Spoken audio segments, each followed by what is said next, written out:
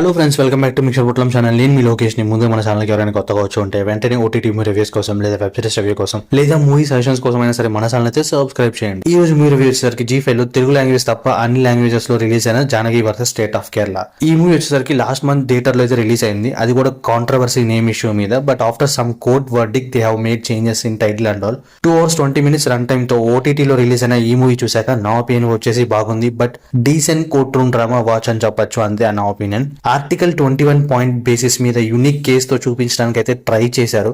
So final verdict మీద చాలా మందికి డిఫరెంట్ ఒపీనియన్స్ ఉంటాయి. Let's not go in to this.